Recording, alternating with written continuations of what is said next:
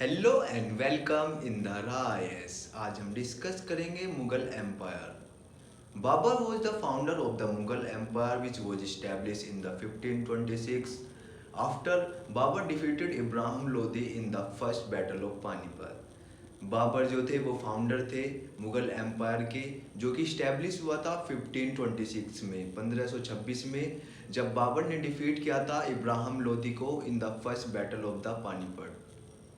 Thus, a new epoch and a new empire in India began, lasting for nearly 3 centuries, beginning from 1526 to 1857। मतलब ये जो Mughal empire था, ये सबसे बड़ा एम्पायर है इंडियन हिस्ट्री में, जो कि मतलब 300 सालों से ज़्यादा रहा है। 3 सेंचुरीज, मोर देन 3 सेंचुरीज, जो कि इस्टेब्लिश हुआ था 1526 में, और ये जो चला था 1857 तक चला था। Majors Six major rulers of this dynasty: Babur, Humayun, Akbar, Jahangir, Shahjahan and Aurangzeb, known as the Great Mughals। जो इसके 6 मेजर रूलर्स हैं, उसमें बाबर आते हैं, हुमायूं आते हैं, जहांगीर, शाहजहां एंड औरंगजेब, जो कि इस डायनेस्टी के ग्रेट मुगल्स भी कहे जाते हैं। They left their mark on Indian history, उन्होंने अपना मार्क छोड़ा है, अपने एक पहचान छोड़ी है इंडियन हिस्ट्री में। जितने भी ये 6 रूलर्स हैं जो ग्रेट मुगल्स कहा जाता है इन्हें। The empire decline after the death of Aurangzeb in 1707। 1707 में जब औरंगजेब की डेथ हुई थी, उसके बाद जो मुगल एम्पायर था वो डिक्लाइन होना स्टार्ट हो गया था, मतलब ख़त्म होना शुरू हो गया था। ये जो स्टार्ट होता है, ये कहाँ से स्टार्ट होता है? जो इनका बाबर है, इनका फुल नेम था जहरुद्दीन मोहम्मद बाबर, जो कि बाबर का जो इंडिया में रूल था मुगल एम्पायर में, वो था 1526 से 1530 एडी तक, जो कि जहरुद्दीन मोहम्मद बाबर थे। इन्होंने जब स्टार्ट किया था अपना रूल, इन्होंने लड़ाई की थी इब्राहिम लोदी से। इब्राहिम लोदी को फर्स्ट बैटल ऑफ पानीपत में हराया था बाबर ने, जो कि बाबर को लड़ने के लिए करने के लिए कहा गया था, इनविटेशन दिया गया था बाबर को दौलत खान द्वारा। और जो एक मतलब राजपूत किंग थे वहाँ के, उन्होंने इनको इनविटेशन दिया था, क्योंकि वो अपनी रीच बढ़ाना चाहते थे नॉर्थ ईस्ट तक।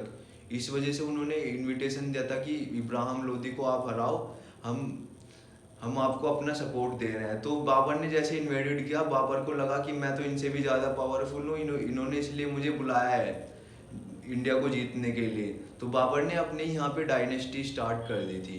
बाबर जो थे, इनकी हिस्ट्री ऐसे है, बाबर मतलब जब 13 ईयर के थे, 13 साल के थे, ये उज़्बेकिस्तान के एक एम्पायर को कंट्रोल करते थे, मतलब वहाँ पे राजा बने थे 13 साल में। जब उसे छोड़ के फिर ये अफ़गान गए, अफ़गान से फिर इन्हें यहाँ पे इंडिया में बुलाया गया था बाबर को।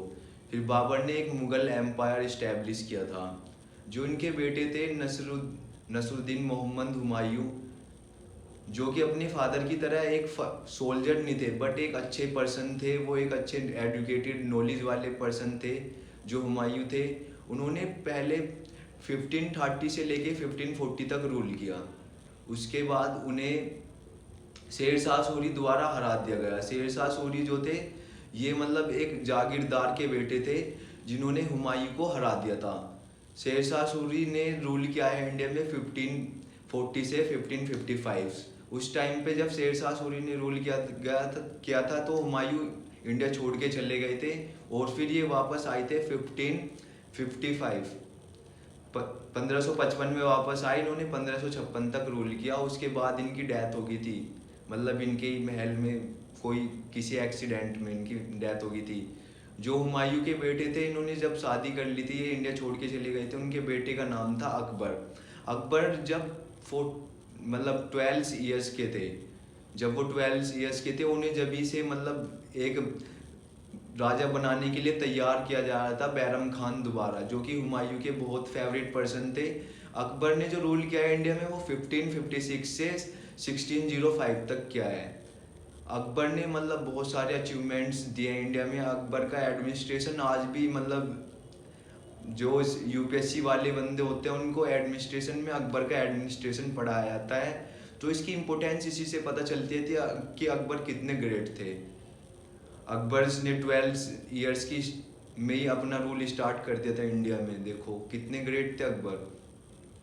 तो अकबर ने बहुत सारे अचीवमेंट्स किए। इनका एडमिनिस्ट्रेशन, लैंड रिवेन्यू सिस्टम, बहुत सारी चीज़ें दी हैं अकबर ने। इबादत खाना जहाँ पे मतलब सभी रिलीजन्स के जो होते थे हेड, वो आके वहाँ पे डिस्कस करते थे रिलीजियस के बारे में, रिलीजन्स के बारे में डिस्कशन चलता था इबादत खाने में। और उसके बाद इनके जो बेटे थे जहांगीर, उन्होंने रूल किया है अकबर के बाद 1605 से 1627 तक। फिर जहांगीर के बाद जो आए थे शाहजहां, जो शाहजहां थे ये मतलब जहांगीर के बेटे थे, और इन्होंने 1627 से 1658 तक रूल किया है। इसके बाद जो शाहजहां के भी बहुत सारे अचीवमेंट्स हैं, इन्होंने बहुत सारे मोन्यूमेंट्स बनवाए इंडिया में। ताजमहल, जामा मस्जिद, रेड फोर्ट दिल्ली, मतलब बहुत सारे अचीवमेंट्स है। जो ताजमहल जो बनवाया था वो मुमताज महल के मेमोरीज में बनवाया गया था, जो कि इनकी वाइफ थी शाहजहां की। शाहजहां के बाद इनके बेटे औरंगजेब, जो औरंगजेब ने इन्हें एक बार कैद भी कर लिया था। जो इनके 4 बेटे थे उन्होंने औरंगजेब ने सभी को हराकर अपना मतलब वो इन्होंने जंग जीती थी। उसके बाद ये राजा बने थे मुगल्स एम्पायर के। इन्होंने शाहजहां को मतलब कैदी भी बनाया था। इन्होंने जो रूल किया था 1657 से 1707 तक किया था। और 1707 में तो इनकी डेथ हो गई थी औरंगजेब की, जो कि डिक्लाइन होना स्टार्ट हो गया था मुगल एम्पायर। और अब हम डिस्कस करते हैं administration in Mughal empire. The Mughals retain many features of the administrative system of the sultanate and Sher Shah. जो मुगल्स ने बहुत सारे फीचर्स रिटेन किए थे, जो कि इससे पहले बहुत सारी सल्तनत थी इंडिया में। दिल्ली सल्तनत, बहुत सारी सल्तनत थी, और शेर शाह के बहुत सारे फीचर्स अपने एडमिनिस्ट्रेशन में रिटेन किए थे। Under Sher Shah the administrative unit of Pargana. Pargana क्या होता है? परगना एक ग्रुप ऑफ विलेजेस होता है, और sarkar a group of parganas, and a group of sarkar somewhat like subas and province. मतलब शेर शाह ने बहुत सारी टर्म्स दी थी, जैसे परगना, ग्रुप ऑफ विलेजेस, मतलब बहुत सारे ग्रुप्स, विलेजेस के ग्रुप को परगना कहते हैं, और बहुत सारे परगनाज को सरकार कहते हैं, और बहुत सारे सरकार्स के ग्रुप को कहते हैं प्रोवेंस या सूबा, मतलब स्टेट टाइप होता है सूबा या प्रोवेंस। तो इन्होंने ये एक नया सिस्टम दिया था शेर शाह ने, जो कि ये बहुत सारी टर्म है, परगना, सरकार, ये सब प्रीलिम्स में ऑब्जेक्टिव क्वेश्चंस में आती हैं। इसलिए हमें अच्छे से पढ़ना भी चाहिए और मेमोराइज भी रखना चाहिए मेमोरी में। तो मतलब Mughal formalise a new territorial cold सूबा। मुगल्स ने एक न्यू टर्म दी थी, जिसे उन्होंने यूनिट को सूबा कहा था। सूबा मतलब स्टेट, जिसमें मतलब सूबे, मतलब वो अपने सूबों में अपने अपने ऑफिशियल्स बिठा देते थे, उन्हें बिठा के रूल करते थे। वो ऊपर से मतलब हेड रहते थे, जो मुगल्स के एम्पायर थे। The Mughal empire was divided into 12 provinces और सूबाज बाई अकबर। जो मुगल एम्पायर था वो डिवाइडेड था 12 प्रोवेंस और सूबाज में, मतलब 12 स्टेट्स में अकबर द्वारा। Institutions of jagir and mansab system was also introduced by the Mughals. जो सिस्टम्स थे और इंस्टीट्यूशंस थे जागीर और मनसाब सिस्टम के, वो भी इंट्रोड्यूस किए गए थे मुगल्स द्वारा। मनसबदारी सिस्टम्स, मनसबदारी सिस्टम क्या है? Under this systems every officer was assign a rank, मतलब सब ऑफिसर को रैंक दी जाती है, उन्हें मनसाब कहा जाता है। लोएस्ट रैंक वॉज 10, इसमें लोएस्ट रैंक 10 थी, and the highest rank was 5000 for the nobles. मतलब नोबल्स के लिए 5000 रैंक थी हाईएस्ट। जो उनके नोबल्स थे, मतलब जो उनके करीबी थे, मतलब जो उनके वफादार थे, उनके लिए 5000 तक रैंक थी। ये मनसबदारी सिस्टम था। इसमें मतलब जो नोबल्स थे उनको एटलीस्ट 2 हॉर्सेस रखने पड़ते थे। ये एक मनसबदारी था, जिसमें हाईएस्ट जो हॉर्सेस रखेगा उसको इतनी अच्छी रैंक मिलेगी।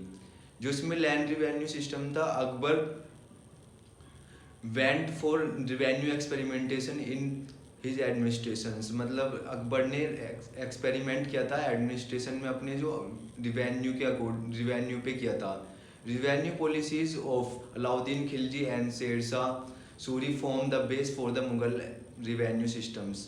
जो रिवेन्यू पॉलिसीज थी अलाउद्दीन खिलजी और शेरशाह सूरी की, उन्होंने मुगल एम्पायर में एक बेस क्रिएट किया था जो लैंड रिवेन्यू पॉलिसीज के लिए।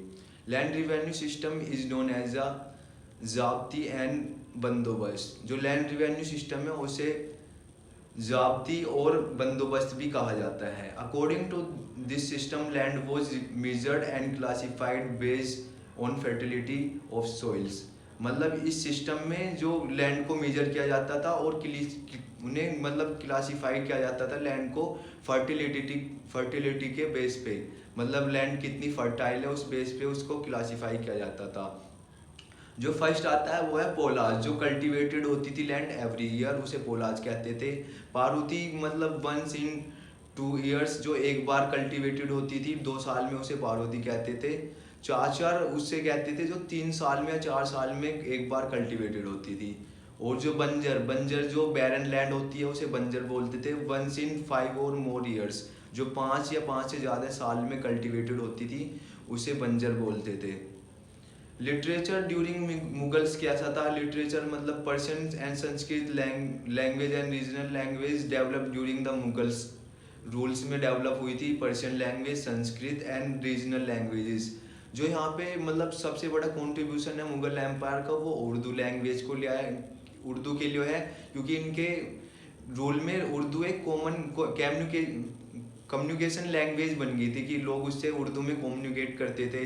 मतलब एक कॉमन लैंग्वेज बन गई थी Urdu at the time of Mughals rule. Persian was the language of the administration in Mughal empire. जो पर्शियन लैंग्वेज थी वो एडमिनिस्ट्रेशन की लैंग्वेज थी मुगल एम्पायर में। जो मतलब बाबर ने अपनी ऑटोग्राफी लिखी थी, तुजुक आई बाबरी इन तुर्की लैंग्वेज। जो बाबर थे उन्होंने अपनी खुद की ऑटोग्राफी लिखी थी, अपने बारे में लिखा था, तुजुक आई बाबरी इन तुर्की लैंग्वेज में लिखी थी। उसके बाद उसे ट्रांसलेटेड भी किया गया है मैनी अदर लैंग्वेज में।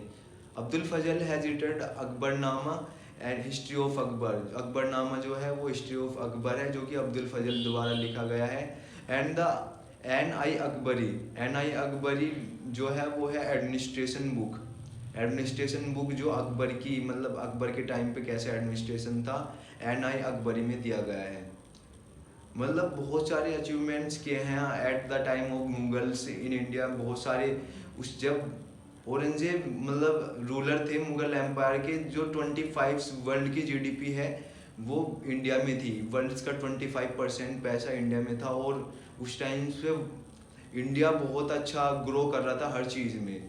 मतलब वर्ल्ड की रिचेस्ट कंट्री था eight the time of the Mughals India. That much only for today. Thank you.